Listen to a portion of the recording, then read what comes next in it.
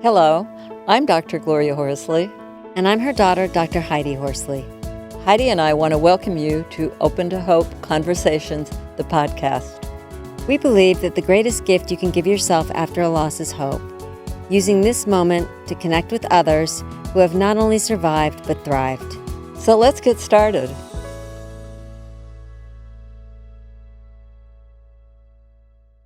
Welcome to the Open to Hope Show. I'm your host, Dr. Gloria Horsley, with my daughter and co-host, Dr. Heidi Horsley. Well, Heidi, I know you're always there for bereaved siblings, and we've got one on today, but a bigger story than that. And we're going to be talking to him about honoring your grief rather than stuffing it or trying to get rid of it, and see how he's done it. So Heidi, would you like to introduce him? Sure, Mom. Like you said, our guest today is no stranger to grief and loss. He has had numerous losses in his life, and he does such an amazing job of honoring his grief and of showing us that there is hope after loss. His name is Addison Brasil. He is a bereaved sibling. His brother died of a brain tumor when Addison was only 19 years old. Addison also found his father after he died by suicide. He also has survived a fatal car accident that killed a close friend and left him relearning how to walk. And he is the author of the book, First Year of Grief Club. Welcome to the show, Addison. Thank you so much for having me. It's an honor. My brother's name is Austin. We really did have an extended support system, especially around my brother and well beyond my big family, but into the community. My brother was really well known in our small town. And to be honest, it was quite competitive to get alone time with him, especially during those last months of his life. I sort of was living my dream, dancing on scholarship at a school in the States, and at the highest sort of level and under that pressure, but obviously just thriving and getting to do what I always wanted. And then on the other side, I have my younger brother, 2 years younger, who also had dreams and hopes and plans for life, and navigating him being terminally ill alongside an entire family. And I can't speak for anybody else, but what it definitely taught me at that age was that everybody deals with death and grief completely differently. And every grief process is so specific to the individual relationship of who you lost and what your relationship was with them. So it taught me at a very young age to sort of never make these blanket statements about what grief is or isn't, and always sort of welcome other people to define it for themselves. Because I know even within my own household, it was just so completely different. Mm-hmm. So Addison, I'm wondering, I can definitely identify with that, since I was 20 when my 17-year-old brother died, and we all dealt with it very different. I'm wondering what helped you? How did you deal with it? In that specific case for me, I honored kind of going back to what brought me joy and what gave me purpose. I was very lucky that I sort of had this seed planted prior to my brother's death of what I really wanted to do and what I wanted to focus on. So I actually, after my brother ended up passing on September 1st, and I had planned to be off of college for that whole semester.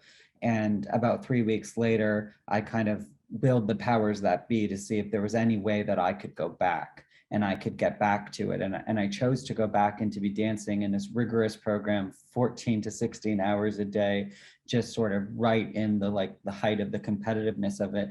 And knowing that I was expected to do everything that I needed to do to maintain my scholarship and also still pass, having missing 3 weeks. So I sort of really chose to dive in.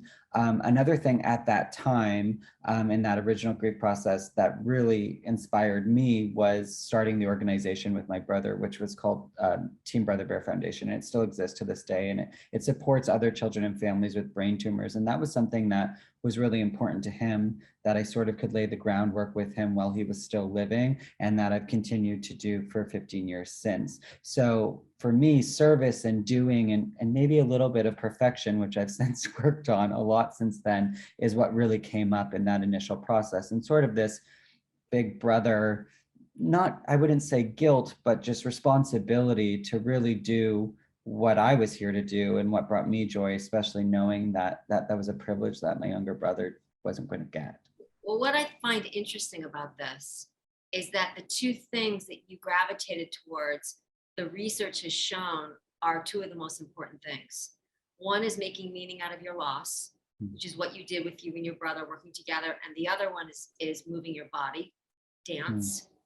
And, you know, my mom and I had Dr. Bessel Vanderkook on our show talking about how, you know, traumatic loss is trapped in the body, and how when we move our bodies, it helps us to grieve and it helps us to get the traumatic loss out. And you did that. You reconciled with your father, developing a great relationship, and then he died by suicide and you found him. Is that correct? Yeah, that's correct. Yes. So we had grown quite close in the last 6 months of his life, and he was struggling with his mental health. Again, this is before I joined a men's mental health movement, and there were apps and people were talking about it, and it was on billboards. It was much harder to identify, and I was 23 at the time, but I was sort of his closest contact, and when the time came, I was, yes, the one who discovered him. How did you deal with it? Yeah, so that was definitely one of the biggest challenges of my life. My dad's loss immediately paused everything as I knew it to be, and my full-time job did become recovery. I suffered greatly with PTSD. I rarely slept the first year. I had flashbacks. I had to stop driving because I just never knew when it was going to hit. There was something going on in my body and in my brain that basically the best way that I can explain it is I understood that my father had passed, and I understood that I had this traumatic memory. But every time my brain tried to put that together, that traumatic memory was my father, I would actually have a physical reaction, almost like a mini seizure, where I would sort of shake. But my brain was constantly flashing me that flashback. And sometimes those flashbacks are so intense. And when I say flashback, I mean, I feel like I'm back in the room where I found my father, and I'm seeing his body, and I'm feeling the feelings I was feeling. So for all intents and purposes, I believe I'm right back where I was, feeling unsafe and like nobody could help me, and that I couldn't help my father, and that it was already too late. And there was no rhyme or reason to when that would show up. I mean, I had triggers that I eventually identified and tried to build new relationships with over a lot of time. But in those beginning months, I mean, it was just really tiptoeing around. And, you know, I was 23 years old and suddenly afraid of the dark again, because when you're having flashbacks and you're half asleep, you don't know what's real and what's not real. I would feel sometimes like my father was really in the room. And it was just so disorienting, because this man who loved me more than anything became a danger to me, but only in flashbacks and in memory. So trying to unravel that is sort of like the wires of a bomb, like in a movie when you see them being so careful, because it is these two completely separate things that you're trying to make peace with in your mind. And I'm not going to sugarcoat it. I mean, it took probably 4.5 years to get to a point where I could healthily have the subject be brought up, understand that it was my father who I loved and cared about, and the trauma around how I found him after his death, and put those two things together and not have some sort of reaction or flashback that was really inhibiting my life and my ability to show up in that moment. Mm-hmm. I'm just wondering how you did that, Addison.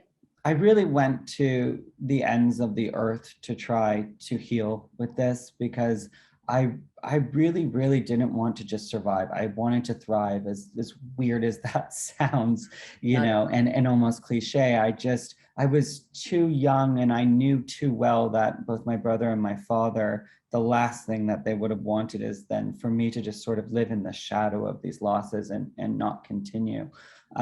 So I did pretty much everything you can think of and I think is available to you. I was very privileged with community that supported me doing that, and family. And it was at that time that I started to look at both holistically and medically anything and everything that I could do, whether it was breathing techniques, meditation, yoga, therapy, life coaching. I mean, you name it. If it was available, I was trying to do anything and everything to just kind of have my feet planted again and kind of be able to reapproach my life. I believed at a certain point that I had fixed my grief and I had fixed the mental health around those two losses. And I actually went out to celebrate that with a friend. And on the way home, we got into a fatal accident that killed my dear friend and left me relearning to walk with a brain injury. The interesting thing about this grief process, which you'd think my father had prepared me in a way for, was that my father's that PTSD was very mental, and then my body didn't understand what was happening. And then with the accident, it felt like my body knew something that my mind was unable to understand. My body did keep the score, as the good doctor says. And so it was very interesting because I sort of had inverse PTSD. It was a completely different process for me, not to mention, as you mentioned earlier, the way I've always healthily dealt with things was movement and using my body and being able to literally, move within the grief. And I was hospitalized for a month, unable to walk. And then I wheelchair walker all the way to walking again, probably about 3 or 4 months after that. So it was this moment in my life where not only am I now dealing with compounded grief, but I'm actually immobilized. I will say that emotionally, people will say that I'm quite resilient. The physical pain, and this is just to acknowledge anybody who's listening, I do have to say that the first time and the only time I've been in a true suicidal depression myself came from being in that level of physical pain consistently. It truly felt like there was an alarm system going off at all times, and my body knew there was only one way to stop it. It was heartbreaking and heart-wrenching every day, just sort of knowing that I couldn't beat this thing that was inside of me, that was, causing me so much pain and sending, these messages to my brain, that I just, it felt unbearable to live. It was, Right. it was that grief process was interesting because I had to also grieve everything I thought I knew about my life. I also had to grieve everything I thought was fair. And a lot of my friends and family did too. This was when the accident happened, a lot of people, said things like, this is too much. This is not fair. One person cannot deal with this. And you are digesting and downloading as people are saying that, next to your hospital bed. And there's a little part of you that goes, maybe it is, maybe I don't get out of this one. And I don't want to be the guy that proves that I can. And so that came with a whole different process. And most importantly, for those who are grieving, what it did was it taught me that there was no way to fix my grief. There was no way to fix my mental health. My only opportunity was to stay curious, compassionate, and kind, get up every day and honor what came up, honor the daily relationship of what I was feeling, what I had to do, and finding the middle of those two things. At one point, if it meant I had to literally limp to do that, just every single day became an experiment for me. And that's where I really learned. I always thought grief was learning to live without someone. And now I truly believe that grief is relearning who you are and getting to know yourself within loss, which are two very different things, because one feels result oriented. I just have to learn to live without them. And the other is a daily relationship. Welcome to Grief Club. Sorry, guys. Starts today and it ends never, for the rest of your life. I can't control what anybody else does. I can't control the weather, which is a big trigger for me. Coming from Toronto with 4 seasons, it's very triggering for me, which is why I live in California most of the time, where it stays pretty even. But for instance, I can't control today even the questions you're going to ask me and how I'm going to react and how I would answer one day and the other day. Sometimes I'm this advocate and I'm like, listen to this eloquent guy, and other days I'm just the son of that guy that you're talking about, and I dearly miss him. Addison, what I'm getting from this is you really, on a deep level, learned self-compassion, which I love. And for anyone listening, relearn every single morning. It's definitely not a checkbox, as I think, as you guys are nodding, that we all know, that self-compassion comes up every day, and you get that opportunity every single day. And sometimes we miss the opportunity, and it's just about going, okay, the next time it comes up, I really want to be more compassionate to myself. You said you learned how to build a new relationship with your triggers, which I've never heard someone say it like that before. I really liked that. Yeah, I was both in the best part of my life and the worst part of my life through all of this. because if we throw away our 20s, that's supposed to be, when it's fun and good and you're learning and loving and all these things. So I'm a hope monster. I really didn't want to have to sort of throw everything away and sort of be in a negative mindset. So I worked with my coach a lot on my relationship with certain things. For instance, like, there's very basic things like the smell of fresh flowers, being in an accident. I live in Los Angeles. If I couldn't drive again, if every time I saw a headlight, I was triggered, that's going to really change my life. So I did interesting things to do that. A big part of that was going to Europe. And I actually reestablished my relationship with flowers in Italy, because there it was completely different. And I just made this, connection with that being about Italy and not about a funeral home. And the funny thing about Europe was, I didn't know this would happen, but the ambulance sound is different in Italy and Greece than it is here. And so it allowed me this 2 months where I got to know that somebody was in urgent need of care, but it wasn't about me, and it wasn't about my memory, and it wasn't, going to trigger a flashback. These are two very separate things. So I could reapproach the sound of an ambulance in North America months later and have that sort of new relationship.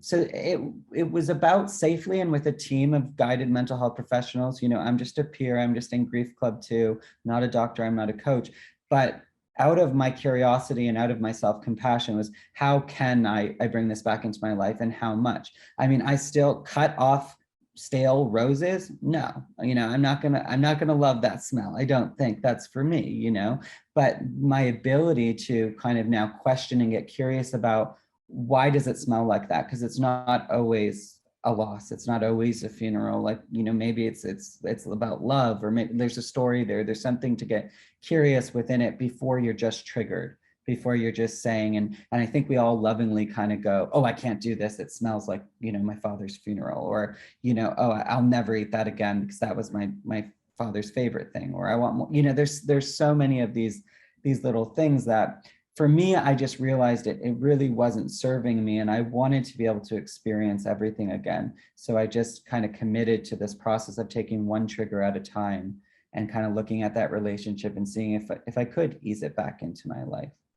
Wow, I love it. It's wonderful. I want to give a shout out for your book, where we can get it, your foundation, any information you want us to know about you and our audience. Absolutely. Thank you so much. Yeah, so the book is, despite everything you just heard, me always, after 13 years in what I call the Grief Club arena, I would freeze anytime someone told me about a loss. I didn't know what to offer them or what to help them. And so I just got really serious with myself about, what would you want? What would a friend look like that could show up on day one? And so I wrote a book that you can give to somebody instead of flowers, casseroles, or condolences on day one, and it stays with them for the first 7 days and then weekly for a year.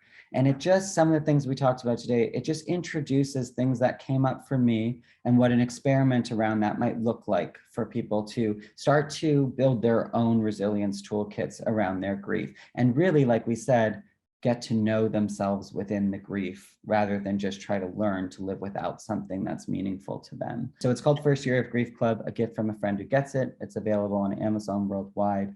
I am easy to find on socials, Addison Brasil. There's only one of me. Brazil, like the country, with an S, as my dad always said. Mygriefclub.com is where you can find me as well. Hey, well, thank you so much for being on the show today. I know you've helped a lot of people with some of your ideas and thoughts. Very fresh. It's just kind of amazing, your attitude and the way you are finding hope. Thank you so much. Thank you, Addison. And you definitely have not only survived, but you have thrived. And I mean, I agree with you. That is the goal. We want to have hope and light and dance again. And you've done that.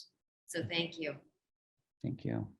And thanks everybody for joining us on the show today. And Heidi and I always want to remind you that if you've lost hope, please lean on ours until you find your own, and God bless. I'm Dr. Heidi Horsley. You have been listening to Open to Hope, the podcast. You can follow Open to Hope on Facebook, Instagram, and Twitter. To learn more, visit us at opentohope.com and go to Apple Podcasts to subscribe. I'm Dr. Gloria Horsley. Join us again next week for another Open to Hope conversation, where we invite you to lean on our hope until you find your own.